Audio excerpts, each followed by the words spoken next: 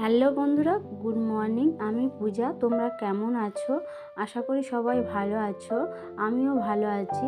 আজকে হলো মঙ্গলবার, এখন 9টার মতো বাজে। তো এখন থেকে ভিডিওটা শুরু করছি।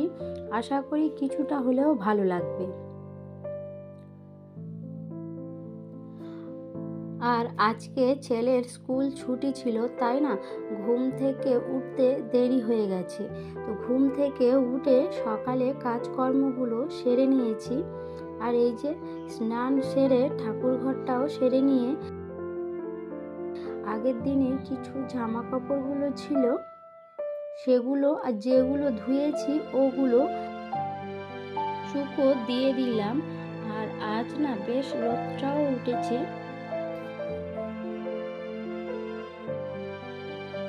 আর আজকে আমার টিফিনটা করা হয়নি, একে ঘুম থেকে দেরি করে উঠেছি আর ছেলেকে একটু টিফিন বানিয়ে দিলাম। আর ওটা না ভিডিও করা হয়নি, দেরিতে উঠেছি আর এত খিদে পাচ্ছে বলছিল।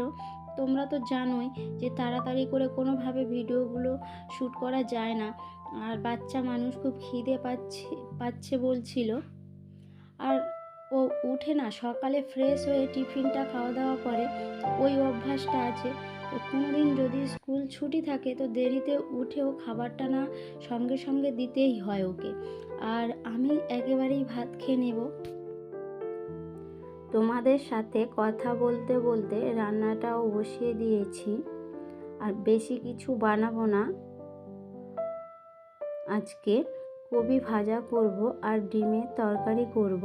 আর এই যে দেখো, ডিমের যেমনভাবে কারিটা করি আর কি, ফার্স্টে একটু তেল দিয়ে আদা রসুন পেঁয়াজ আদা রসুন সব কিছু দিয়ে একটু কষিয়ে নিয়ে আলুগুলো দিয়ে নিলাম। আর এদিকে যে ভাতটা বসিয়ে দিয়েছিলাম আগে, তো ওটাও হয়ে গেছে। জানো তো, ছেলের যখন স্কুল থাকে সব যেন ঠিকঠাক টাইমের মধ্যে হয়ে যায়।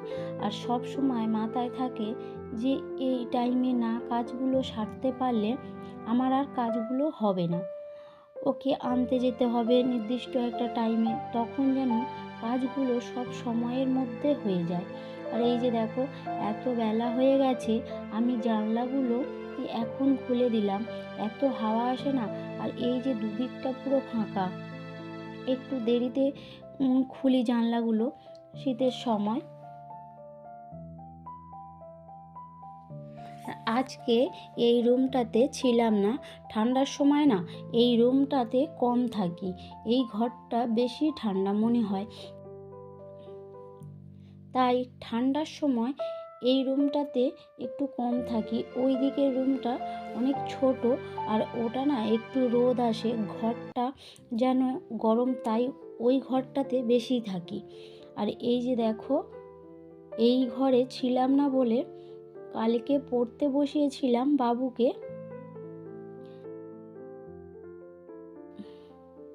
বইগুলো খাটের মধ্যে ছিল আর কিছু জামা কাপড়ও ছিল।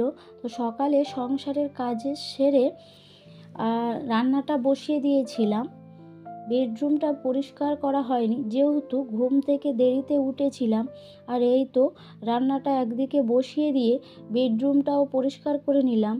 আর ঘরগুলো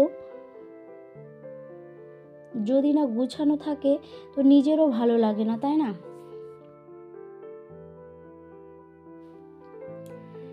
এতক্ষণ পর্যন্ত আমার ভিডিওটি জুড়ে যারা আমার সাথে আছো তাদের কাছে একটাই রিকোয়েস্ট করব, ভিডিওটা কেমন লাগলো কমেন্ট করে জানিও।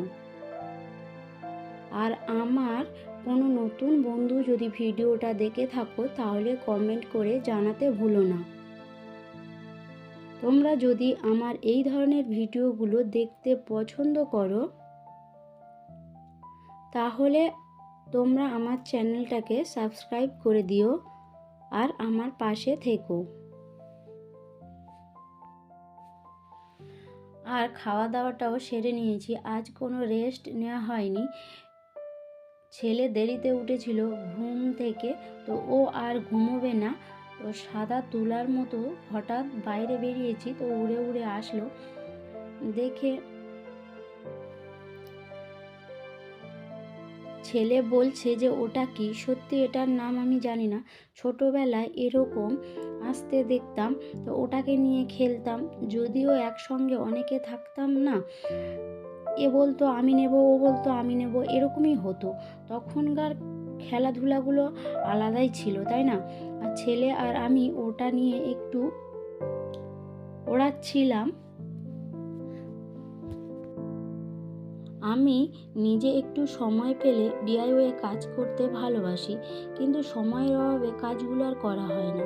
আজ একটু সময় ছিল তাই একটু বানাচ্ছিলাম, আর এখনও না কাজগুলো কমপ্লিট হয়নি। পরের ব্লগে দেখিয়ে দেবো কি বানাচ্ছিলাম। আর এই যে সকালে যে জামা কাপড়গুলো শুকোতে দিয়েছিলাম ওগুলো ভাঁজ করে নিলাম। আর যখনকার কাজ তখন যদি সেরে নিই তাহলে কাজটা করতে সহজ হয়, তাই না? আর যাই হোক বন্ধুরা, আজকের ভিডিওটা এ পর্যন্ত রাখলাম। দেখা হচ্ছে এরকম কোনো নতুন ভিডিওতে। টাটা।